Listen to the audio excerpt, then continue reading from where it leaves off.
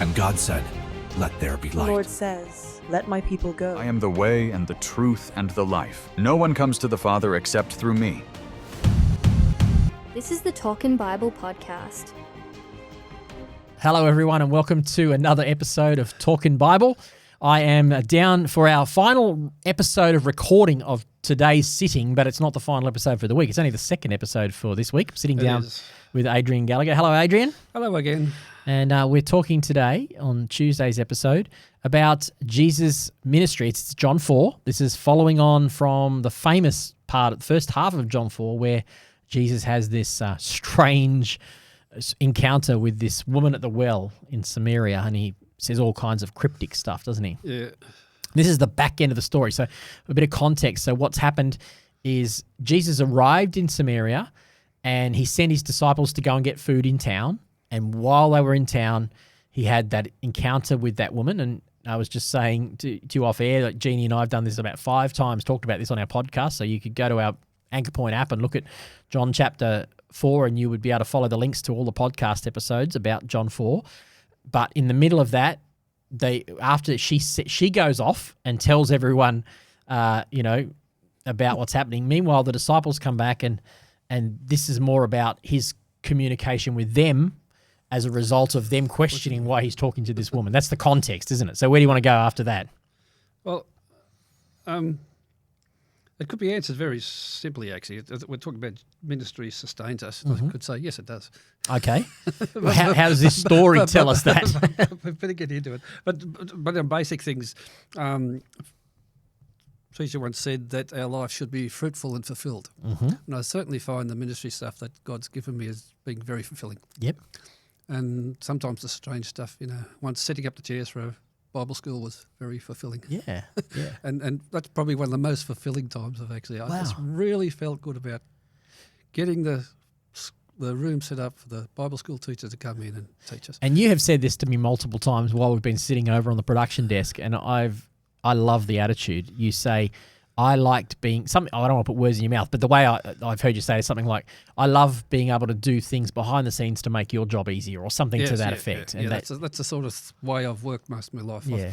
You can set up the chairs for sure, but if I set up the chairs, you can get ready to teach, which I can't or couldn't do at that stage. Well, you can. Yeah, you get him. That's right. But you're getting better. But the attitude behind it is always doing what you can do to add value to other people. Yeah. So next week, as we record this on Monday, we're off to our annual C3 conference, a bunch of us, from staff and team and so on. And part of what I actually take that mentality to the conference. So we've got our team, and Jill and I and our team, we're going there not to necessarily just be filled. We're going there to serve. We're going there to help the people who are running the conference. And like Amanda and Kim and all our volunteers from our church are all, basically our church is looking after the whole registration process, a behind the scenes role, but we're doing it for that reason you said, which is we're there to help everything else run so that other people can do what they're called to do. If we're doing something for them, they can do something else. And at all levels of life, that's a good way to live your life. But the funny thing about it is you actually get, which is what this passage is, you actually get fulfilled. You do, yes. You get sustained in doing something to add value to other people's lives, don't you? Yeah, well, how's Jesus illustrating that in this story with his words? It's in some ways it's funny. They said, it says the disciples came and they were amazed that they were speaking to a woman. And again, culturally, you have to culturally, a rabbi wouldn't speak to a woman, certainly. You wouldn't do that. Mm-hmm. And and he wouldn't speak to a Samaritan or a woman, so he's a double whammy there. Yeah. But apparently they didn't ask why did you speak to her. But then she left a water pot, which she'd come to do, so she forgot to ask. And she went to the city and said to the men, which again seems interesting, were women allowed to talk to men? Are women allowed to talk to men? I guess she knew them. He says, come see a man who told me all the things I've done. Now, I would not want to tell people everything I've done. Everything I've done. And this is a woman. He's just basically told her, look, you've had 4 husbands, and the fella you're with 5 husbands, and the guy you're shaking out with right now, he's not your husband. Yeah. You got to have a significant change of heart to go and do that. Hey. Yeah. But however, they actually came out to the. They came out. They come out and said, oh, okay, righto. And again, these are people who the Pharisees wouldn't like him talking to because absolutely not. These are Samaritans. Yeah. And this woman she was low caste in their own society. So she was like the bottom of the bottom of people who anyone would reach out to. But she had such a radical encounter with Jesus that she turned from being a person who wouldn't talk to anybody and would hide out in the middle of the day, go and get water because the rest of the women in town were probably shunning her, to a person who had such a radical change that she could go back. And whatever she did was so magnetic that the people who would normally shun her and go, away with you, are suddenly attracted to what she's doing, that they run out and meet Jesus too. Yeah. But meanwhile, we're just going to talk about what the disciples disciples said, yeah. Like again, that's the interesting thing I think we mentioned before, where they didn't have anything to do with the Samaritans, but they went through their area and bought food off them because they still had to eat. They still had to eat, yeah. It's this where you got your standards, but you're willing to break. You're willing to break your standards when you're hungry. When you're hungry. Yeah, exactly. But Jesus says, I got food to eat that you don't know about. What a strange statement. And again, of course it is. So you're there by yourself. And he sent them to get food because it says he was hungry from the journey. So Jesus was hungry at the start of this story. Some hungry, go get some food. Come, I had something you didn't know about. Yeah. Someone bringing food, they say? Well, he could have done a loaves and fishes or something. Yeah, we did. Well, it actually says there, they say, did someone bring him food? Isn't that the question they ask? Yeah, no one brought him anything to eat, did he? Yeah, that's right, exactly. That's what I say, Yeah. Someone brought him food while we were gone. He had his muesli bar in his pocket. Yeah, he got out his protein ball and it nourished him, yeah. And then he says, my nourishment comes from doing the will of God who sent me and from finishing his work. Yeah. So there's a metaphorical nourishment that he's referring to that in somehow, it's not just metaphorical. I think it transfers into physical. Yeah, I think it does too. Yeah, the fact that he actually fed this woman, he came to finish the work of the Lord and love this woman, somehow in some biological way, it's actually re-energized his body as well. Yeah, I found that in the both in chaplaincy and the funeral work, just being there for people, helping them through whatever they needed to go through. You'd forget about lunch and stuff like that. You just didn't need it. Yeah, it becomes sustaining in itself. Yeah. We did in the funeral industry make sure we always had a muesli bar in our pocket just in case. Hours longer than expected. Yeah, that's a handy thing to have. But it's a really important principle because I'm all for well-being, and I don't think the Christian church in our country in the past has always done a good job of, focusing on well-being for those in ministry and those in church life and volunteers in church life. And it's been a little bit at times the pendulum was a bit far swung towards just burnout for Jesus, right? I'm not advocating for that. But I am concerned that part of what I see in some aspects of the narrative of the church is that we're now overcompensating. And we've gone back the other way is, don't do anything, don't want to burn yourself out. Everyone's tired, everyone's busy and so on. And I think this scripture, there's got to be something in this kind of message here which says, don't fall back into that mentality of thinking, I'm too tired to do it, I'm too hungry. Jesus would actually advocate for, if you get back in and you actually do ministry and get back in the volunteer roster and be a part of the church, you'll actually find that might sustain you. And if you stay away from that, you're going to get more hungry and more tired. So there is definitely a spiritual component that comes from being engaged. I'm not advocating for signing up for a roster in church every week or anything like that. I mean, there's a few of us that are called to that, but most people can sign up for something once or twice a month. I don't think that's unreasonable. And I think, to be honest, I think it's good for you. It will sustain you. Yeah, there's a feeling of belonging that comes with it too. You're part of it. Yeah. So that feeling of belonging means purpose. And back to what we're talking about next week, it's ironic that we are, our team will be on the roster and looking after the desks, and some of them will be out in the foyer area when the sessions are on doing different things. But there will be a sustaining that comes from that, and there'll be a sense of I'm a part of this thing, I'm adding value to this thing, and then it'll open doors. It'll open doors for relationships that they wouldn't have had otherwise, and things like that. So, I think it's good to do things to serve others, and you will be sustained in the process. And then he goes on to the, Jesus says there are yet 4 months and then comes the harvest. He's talking about doing things in preparation for things. He talks later about saying one sows and another reaps. And so in his case, Jesus there was sowing into that woman. Yep. Someone else would reap it. You get it to Paul later saying, I sow, Apollos waters. And God gives the increase. God gives the increase, yeah. So there's that. So we don't say, okay, I'm not doing this now because it's not the right time. Yep. No, you do the things when they are there to be done, and you don't expect the results straight away. It's going to come later. And that's exactly what he's developing that theme, and he's rebuking the attitude of 4 months more between planting and harvest, or 4 months more and then the harvest, as if, well, the time's not right now. I don't have to do anything right now. But Jesus, they know that even during the planting and the harvest, you don't sit and do nothing. There's weeding to be done. There's work to be done. There's more planting to be done. So he's trying to rebuke the attitude of sit around and wait for God to do it all, and recognize that there's always work. And in fact, he's saying, open your eyes, because the harvest is ready right now, is what he says. Open your eyes, be ready.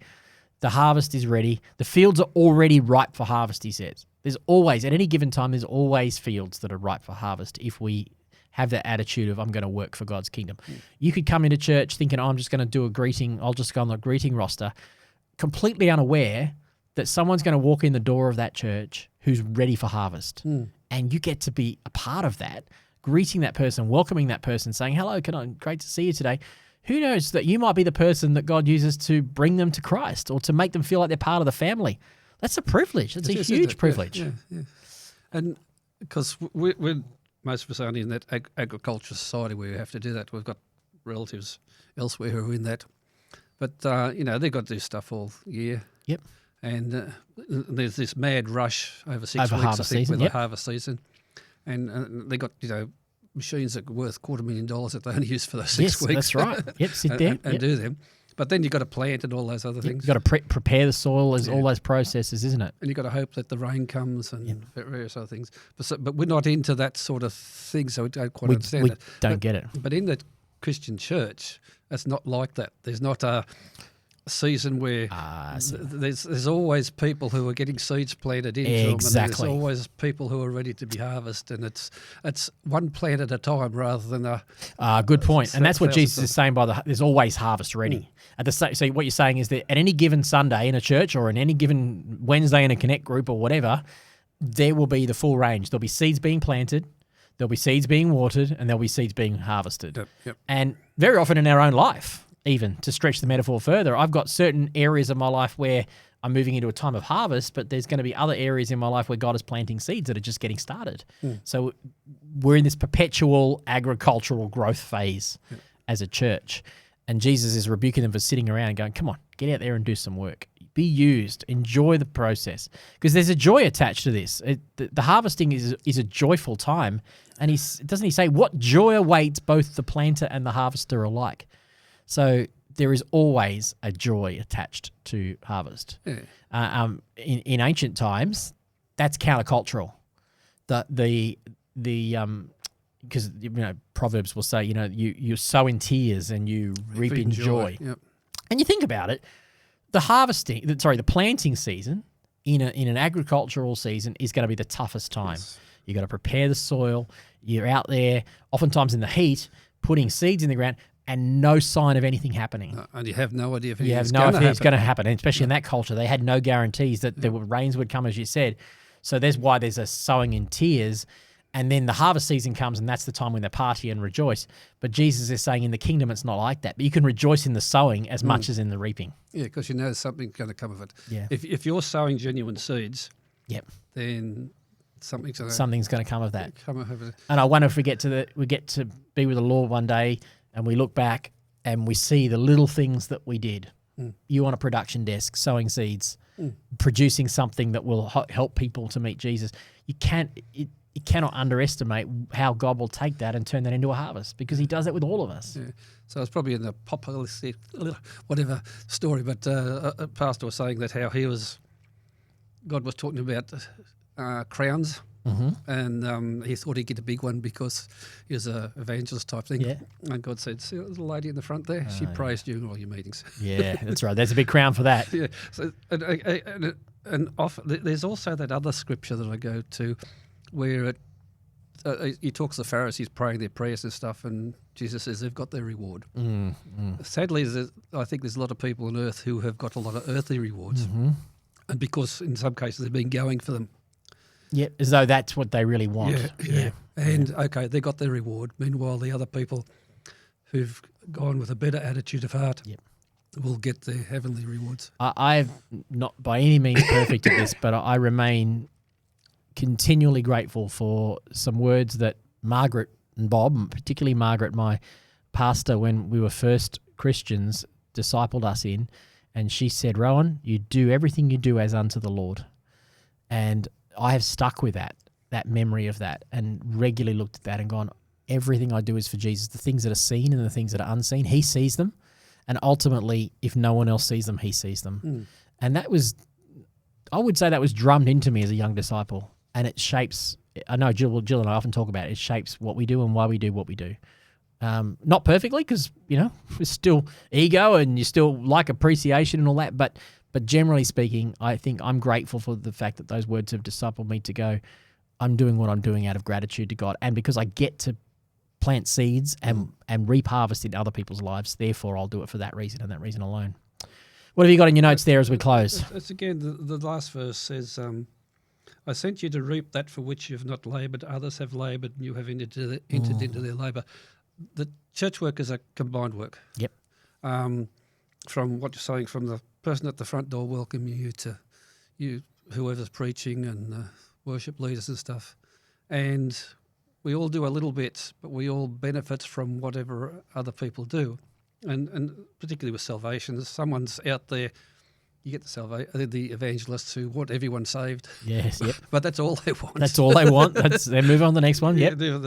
Just suddenly got 100 new Christians. Yeah, yep. And they all need cleaning. The fish need cleaning. And they need someone to look after them for the next 50 years. Yeah, that's right. But again, they've planted the seeds. It's grown. Now out of that, you get the benefit of being able to do your ministry. Yeah, that's right. And the other people and stuff, and then they join into the ministry and. Well, that's why the Apostle Paul will pick up in 1 Corinthians 12 the analogy of the body of Christ. It's a great analogy for the church, isn't it? That we are all interlinked. We're all interdependent upon one another. Even the concept of fishing. Jesus says, "Follow me, and be fishers of men." We instantly, if we don't think carefully about it, we instantly picture fishing the way we do it today, with a rod. But they fished with nets as a team. So I think that's in itself is that it's that as the church, we are fishing with nets. We are a team. We are working together to build the kingdom. It's not any one, it's not the man of God syndrome or the woman of God syndrome. It's us all together doing our part to create a net that will catch fish. And with the body analogies, I forget how many organs I've got. And I don't know what most of them do. No. I know my heart's in there beating millions of times through my life and pumping blood through, but I don't know how it does it. And I couldn't do that. Yep. and there's other bile glands and stuff. And it's in the Christian church, there's people doing stuff. I know they're doing stuff, but I don't really know where it fits. How it all fits and stuff. And I couldn't do their work. Right. That is a really important point, because one of the things that I come up against a lot, and it's almost because of this naivety, is it's very hard and I'm guilty of this too, but it's very hard for us to see. Let's put it this way, we tend to think that our role in the body is more important than it is. Yes. That the body wouldn't function without my role. Well, that may be true, but what we do is we fail to recognize the other roles in the body, or we elevate the importance of our role, and we, rather than devalue our role and value others, and it leads to frustration, because you start to get cynical and critical about other people who you don't think are pulling their weight because you don't see them doing anything, but they might be doing a whole lot of stuff behind the scenes that's not visible that you don't see. So that avoids, if you can have that attitude of everyone's important, it'll avoid cynicism and critical spirit. And also, too, it keeps humility. If you go, well, look, I'm not really that important. I don't see the whole picture. People come to me and say, this is the most important thing in the church, Pastor, but it's only just through their lens. It might be important, but if I'm going to just jump in, take your bit of advice and make it all about what you're suggesting, there's a whole bunch of other body parts that are going to suffer. So altogether, we need to have a big picture, and I don't have the full picture. I have to trust God with that. When we go off to conference next week, I don't have the full picture of what's going on, but we're going to do our part as a small part of the body to add value to the rest of the body. It's a good, healthy mentality to have. And the irony of it is to sum all this up, is that's what sustains us. We get fed by playing our part. And if we play the wrong part, it probably makes us hungry. It will. makes us hungry for what we should be doing. Yeah. And it makes us dissatisfied with what we have, or dissatisfied with what we perceive others are bringing to the table. Yeah, trying to do the thing that's not your thing is always It's always hard work. hard work, and Find your fit. and it takes away that role from someone who could be doing it and doing it better and getting blessed for it, Yep. and all these other things. It's all complicated, isn't it? Well, the body is complicated, and the body doesn't always function perfectly. It doesn't. But No. that's okay. We figure it out as we go by working together and serving one another and preferring one another over ourselves. All right, enough there. Enough there. All right, thanks for being with us, and we'll talk to you tomorrow, everybody.